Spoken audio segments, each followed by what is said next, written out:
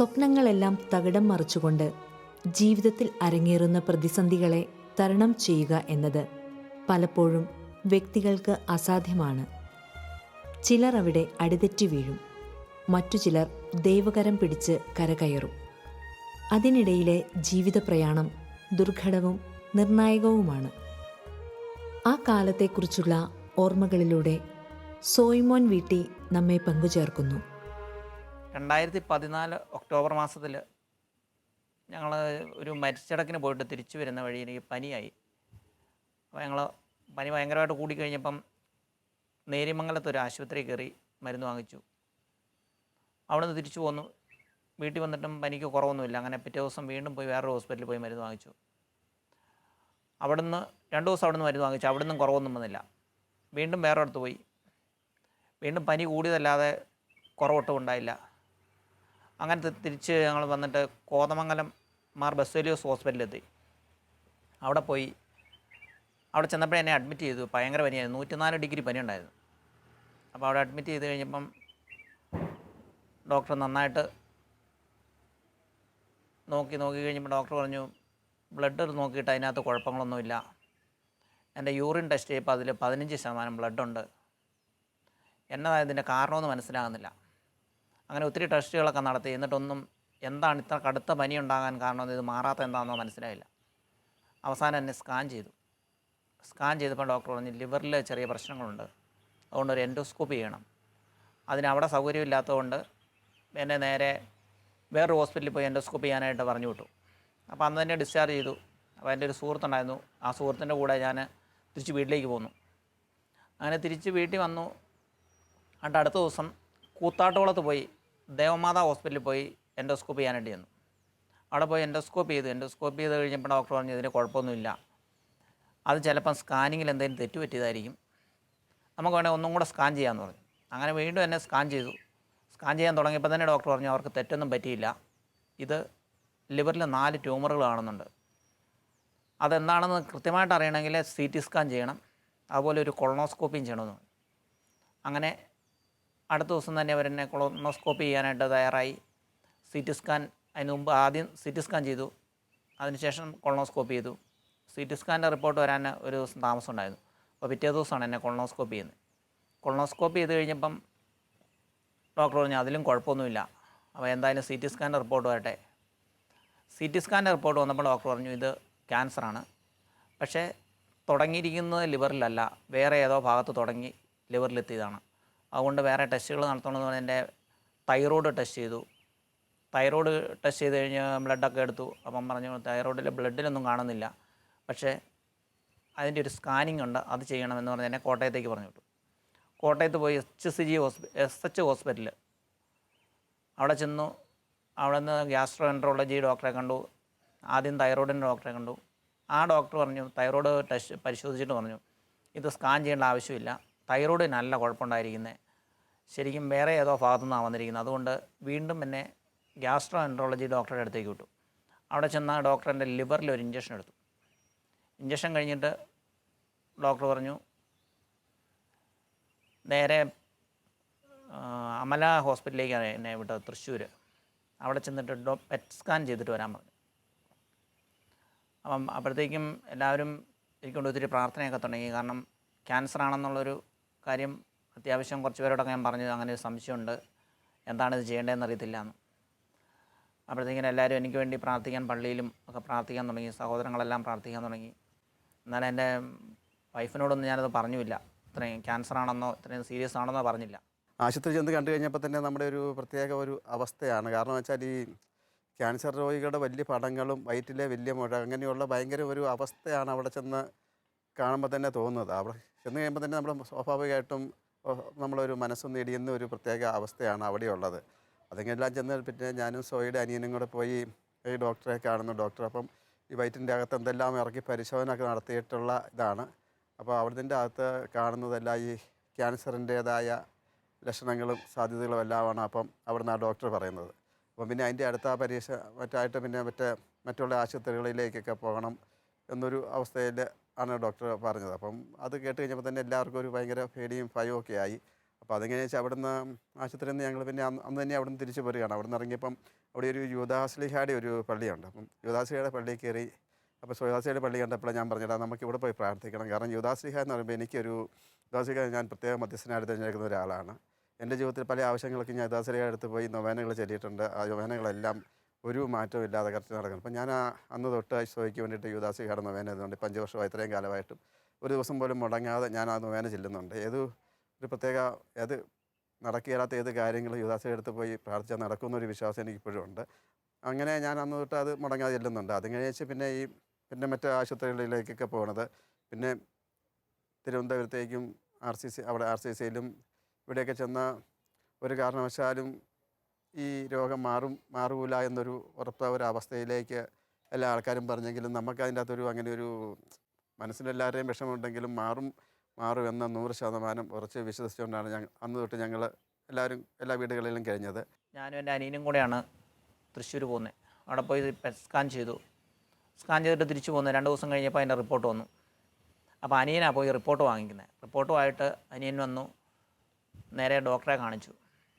അപ്പോൾ ഇതൊന്നും ഞാൻ അറിയുന്നില്ല, റിപ്പോർട്ട് വാങ്ങിച്ചതോ ഡോക്ടറെ കാണാൻ പോയെന്നോ അറിഞ്ഞില്ല. എന്നാലും ഡോക്ടറെ കണ്ടു കഴിഞ്ഞപ്പോൾ ഡോക്ടർ പറഞ്ഞു ഇതുമായിട്ട് ഗംഗാധരൻ ഡോക്ടറെ അടുത്ത് പോകാൻ പറഞ്ഞു. അപ്പം അനിയൻ ചോദിച്ചു ഡോക്ടറെ കുഴപ്പം എന്തെങ്കിലും ഉണ്ടോ? അപ്പം ഡോക്ടർ പറഞ്ഞു കുഴപ്പമൊന്നുമില്ല, ഗംഗാധരൻ ഡോക്ടറെ കാണാൻ പറഞ്ഞു, എത്രയും പെട്ടെന്ന് കാണണമെന്നും പറഞ്ഞു. അപ്പം അനിയൻ എന്നെ പുറത്തിറങ്ങിയിട്ട് വിളിച്ച് പറഞ്ഞു ഡോക്ടർ പറഞ്ഞു കുഴപ്പമൊന്നുമില്ല എന്ന് പറഞ്ഞു, എന്നാലും ഗംഗാധരൻ ഡോക്ടറെ കാണാൻ പറഞ്ഞെന്ന് പറഞ്ഞു. അപ്പോൾ ഞാൻ പെട്ടെന്ന് ചോദിച്ചു എന്തിനാ ഗംഗാധരൻ ഡോക്ടറെ കാണുന്നത്, അതോ ക്യാൻസറിൻ്റെ ഡോക്ടറാണെന്ന് എനിക്കറിയാം. അപ്പോൾ ഞാൻ ചോദിച്ചു എന്നാ കുഴപ്പം എന്തെങ്കിലും ഉണ്ടോ, ഇല്ലേ പിന്നെ എന്തിനാണ് ഗംഗാധരൻ ഡോക്ടറെ കാണുന്നതെന്ന് ചോദിച്ചു. അപ്പോൾ കുഴപ്പമൊന്നുമില്ലെന്നാണ് പറഞ്ഞത്.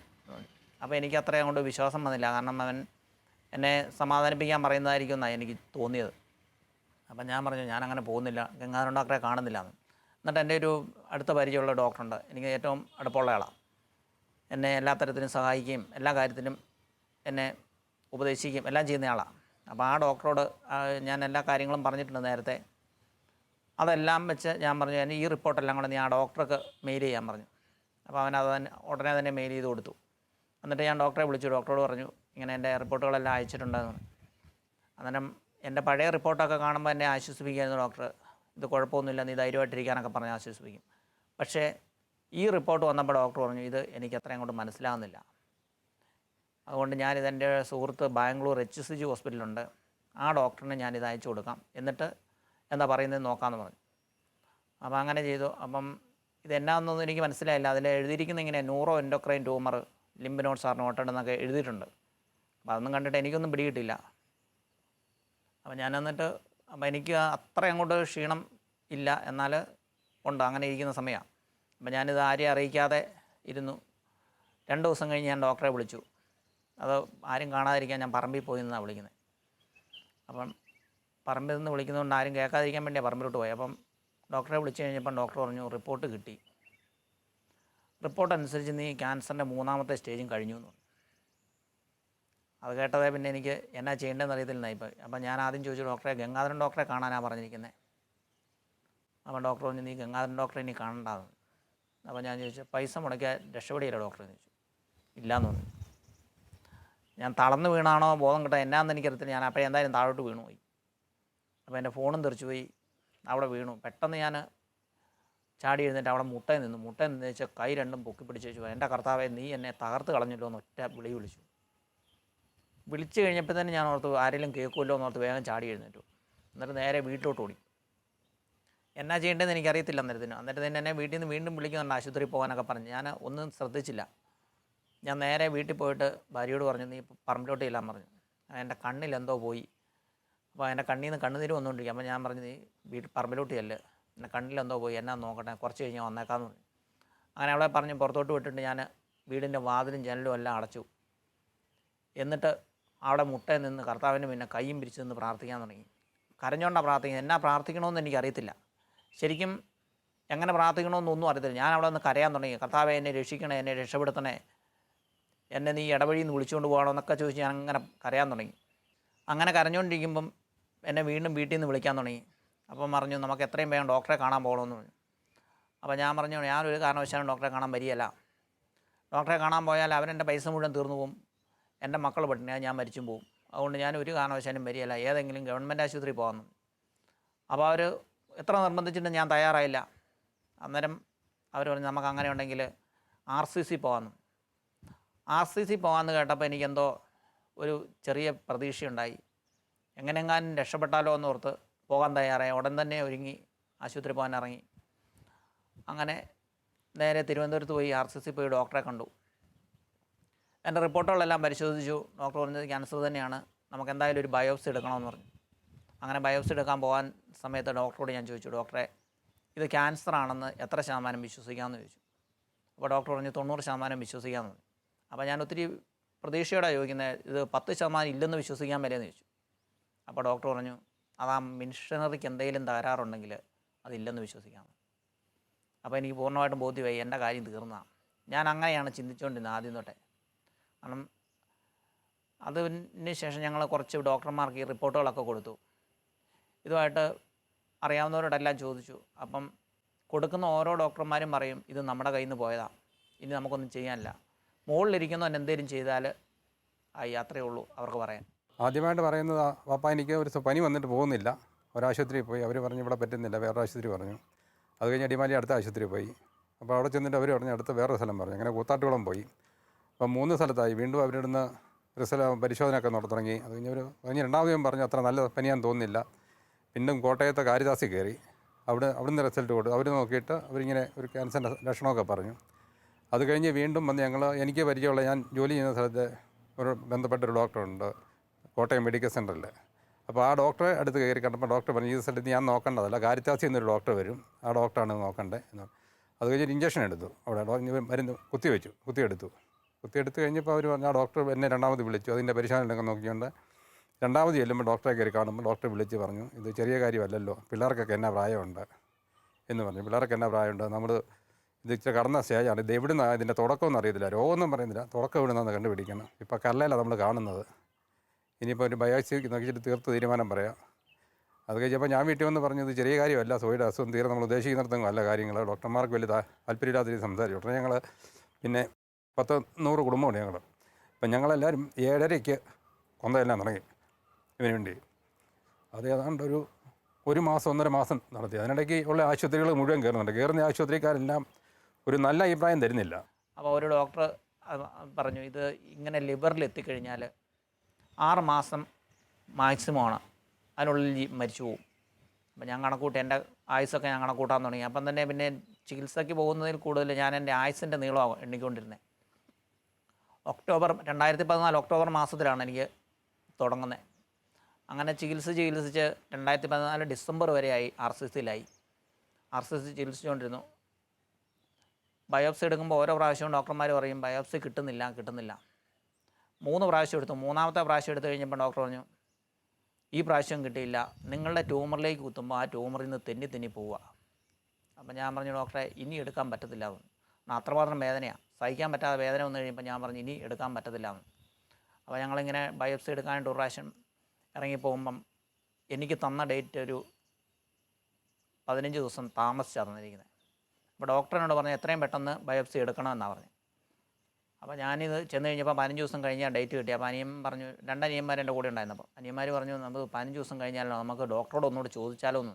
ഞാൻ പറഞ്ഞു ആരോടും ചോദിക്കേണ്ട, അവർ മരിച്ചു കഴിയുമ്പോൾ വന്ന് എടുക്കട്ടെ എന്ന് പറഞ്ഞു. അത് പറഞ്ഞേച്ച് തിരിഞ്ഞു നോക്കുമ്പോൾ പുറകെ ഡോക്ടർ ഉണ്ടായിരുന്നു.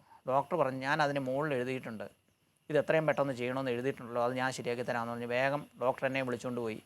എന്നിട്ട് പിറ്റേ ദിവസം തന്നെ രാവിലെ ഞങ്ങളോട് പറഞ്ഞു, നിങ്ങൾ തിരിച്ചു പോകണ്ട, പിറ്റേ ദിവസം തന്നെ രാവിലെ ബയോപ്സി എടുക്കണമെന്ന് പറഞ്ഞു. പിറ്റേ ദിവസം തന്നെ എടുത്തു. പക്ഷേ ആ പ്രാവശ്യവും ബയോപ്സി എടുത്തിട്ട് കൃത്യമായിട്ട് കിട്ടിയില്ല. അപ്പം ഡോക്ടർ പറയുന്നത്, ബയോപ്സി എടുക്കുന്ന സമയത്ത് നിങ്ങളുടെ ലിവറിലുള്ള ട്യൂമറുകൾ തെന്നി മാറിപ്പോവുക, ഒരു തരത്തിലും അതിലോട്ട് കൊള്ളിക്കാൻ പറ്റുന്നില്ല. ബയോപ്സി കണ്ട് ചെല്ലുമ്പോൾ ഈ ട്യൂമറുകൾ തെന്നി മാറിക്കൊണ്ടിരിക്കുക, എന്താണെന്ന് ഞങ്ങൾക്ക് മനസ്സിലാകുന്നില്ല എന്ന്. അവസാനം ഞാൻ പറഞ്ഞു, ഡോക്ടറെ ഇനി എടുക്കുകയാണെങ്കിൽ എന്നെ ബോധം കെടുത്തിയിട്ട് എടുത്തോളാം പറഞ്ഞു. അപ്പോൾ ഡോക്ടർ പറഞ്ഞു, അങ്ങനെ ഉണ്ടെങ്കിൽ നമുക്ക് സർജറി ചെയ്തേക്കാം, അതുകൊണ്ട് പോയി സർജനെ കാണാൻ പറഞ്ഞു. അങ്ങനെ സർജനെ കാണാനായിട്ട് എന്നെ പുറത്തേക്ക് കൊണ്ടുപോയി. സർജൻ്റെ അടുത്ത് ചെന്ന് കഴിഞ്ഞപ്പോൾ അവിടെ ചെല്ലുമ്പം 1 ദിവസം കഴിഞ്ഞേ ഡോക്ടറെ കാണാൻ പറ്റുള്ളൂ. അപ്പോൾ എൻ്റെ കൂടെ വന്ന അനിയനാണ്, അനിയൻ സ്കൂളിൽ പഠിപ്പിക്കുകയായിരുന്നു. അപ്പോൾ അനിയന് പിറ്റേ ദിവസം അത്യാവശ്യമായിട്ട് പോരണം.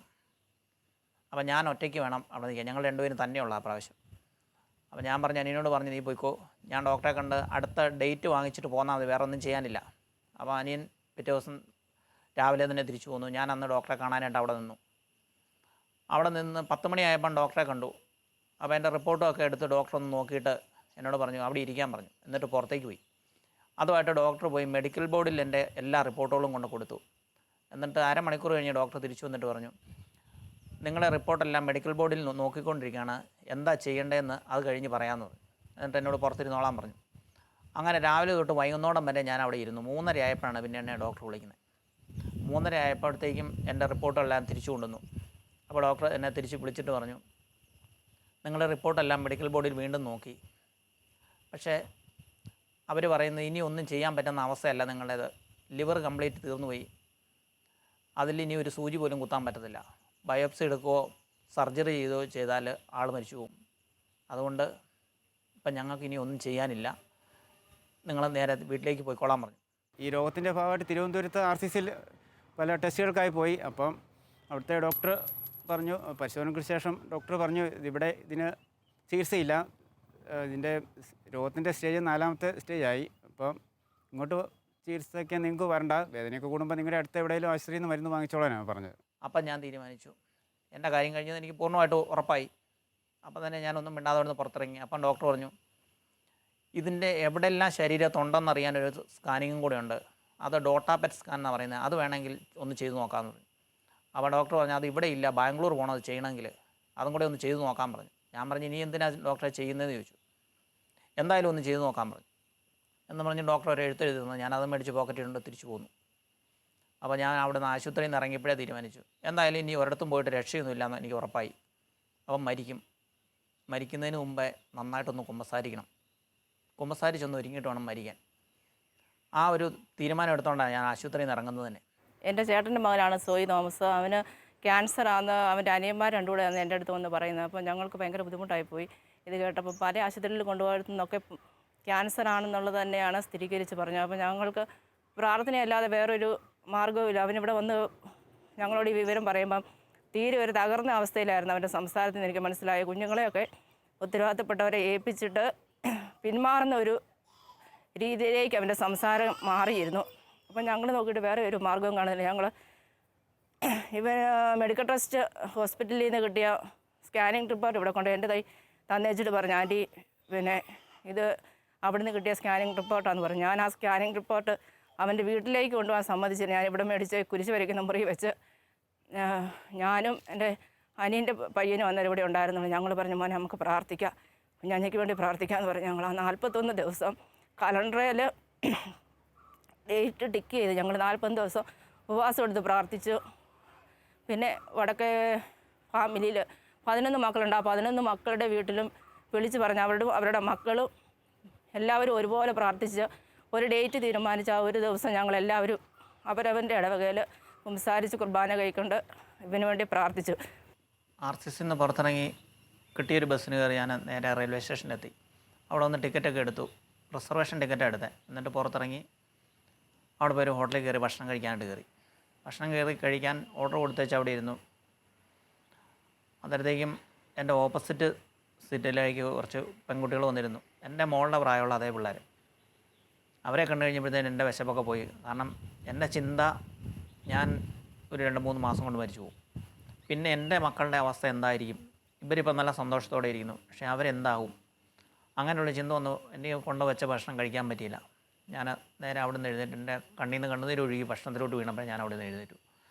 ഭക്ഷണം കൈ കഴുകി തിരിച്ച് ട്രെയിനിൽ പോയി കയറി. ട്രെയിനിൽ കയറിയിരുന്നു. കുറേ സമയം ഉണ്ടായിരുന്നു ട്രെയിൻ അവിടെ നിന്ന് പോകാൻ.